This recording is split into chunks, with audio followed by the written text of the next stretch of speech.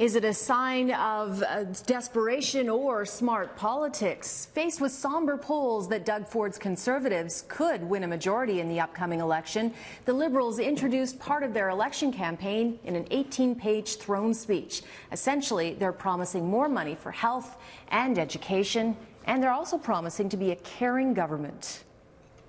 In the 2018 budget, you will see major investments in the services you need: healthcare, home care, mental health and addictions, and childcare. This is how the Liberal government wants to win your vote, by promising more money to cut hospital wait times, expand home care services for seniors, and financial relief for those caring for aging family members. There will also be more money for mental health and addiction. Free pharmacare and tuition will be expanded, and childcare costs lowered. Now, the throne speech promises to lighten the load for families and ease their financial burden. There are no shiny new baubles in the throne speech. Essentially, it's keeping the Liberals on the same path.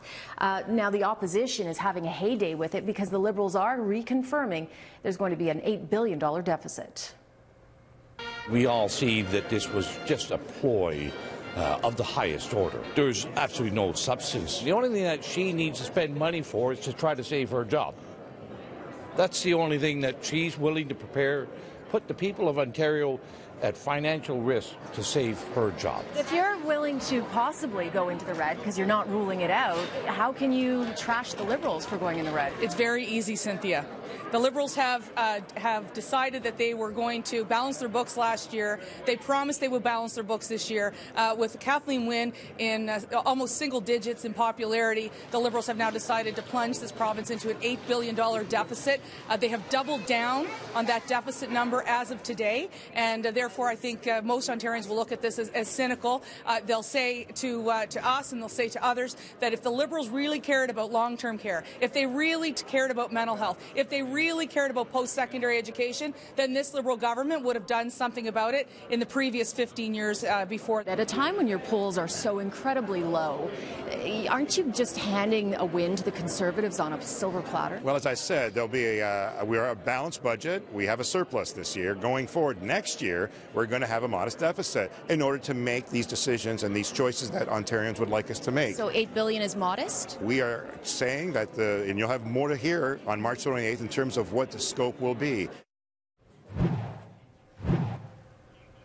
The Liberals are hoping to turn the channel with a pre-election reset. They introduced the bones of their election platform today in a throne speech.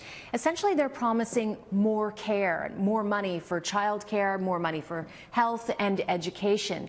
And today, I spoke after the throne speech with Kathleen Wynne. We stood right here and talked at length, and in particular about a line in the throne speech about childcare and about Doug Ford. What did you mean about lowering the cost for childcare? Are we looking at a Quebec-style system in the budget coming up? This is Ontario. It'll be, for the budget to lay out. But we know that affordability in childcare is a huge concern. Does the thought of Premier Doug Ford send a shiver up your spine? There's no love lost between you. We have very different perspectives on exactly what we're talking about. He believes that people can fend for themselves. He just has to cut taxes. I have a very different perspective. I think people need support and that we need to put more of that support in place. Is it keeping you up at night, though? Come on, you've seen the polls. You know what? Honestly, what keeps me up at night is finding the right balance of supports to put in place, because there is so much that needs to be done. And joining me now for more on this is political strategist Jim Warren. Jim, was this much ado about very little? A Shakespeare play, it would be much ado about nothing. So we didn't see a lot of new content. What we saw was some strategic maneuvering.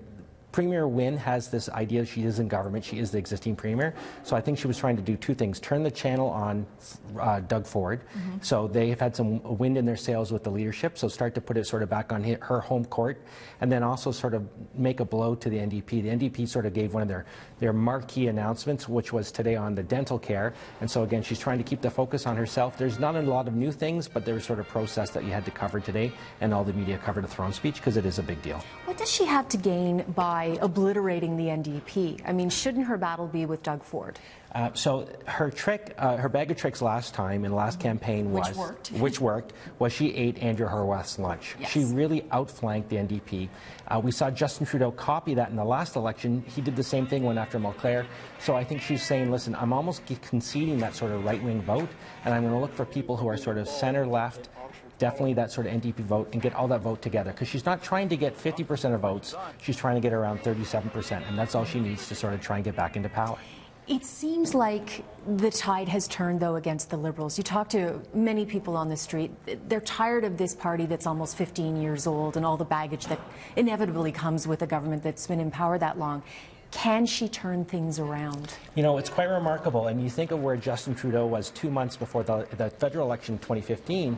People were saying Liberals should just give up. They should merge with the NDP, and there's really no more federal Liberal Party. And now he's got this huge majority. So the thing about elections is campaigns matter. Anything can happen in an election. So the Premier does have 15 years of problems because there's 15 years of government. But you just never know. She's the comeback kid. She won her riding against John Tory. She won the leadership when she wasn't going to do it, and she won this last election. Does she have one more rabbit in her hat? That's a tough one to pull off. Yes. But you never know. We could see her do it yet again. Would part of their strategy be hoping that Doug Ford implodes? That's exactly what they're going to have to hope for. Just like when some issues with Hudak and he had that 100,000 cuts, they have to hope that he's going to run out this marathon that he's in of the leadership and now the campaign, that he'll slip up and make some mistakes. I wouldn't count on it, but that's really their only hope. That's a bit of a Hail Mary pass for them. All right, Jim Warren, thanks very much as always. Thanks, Cynthia. And you can watch my entire interview with Kathleen Wynne, uncut, raw, on citynews.ca.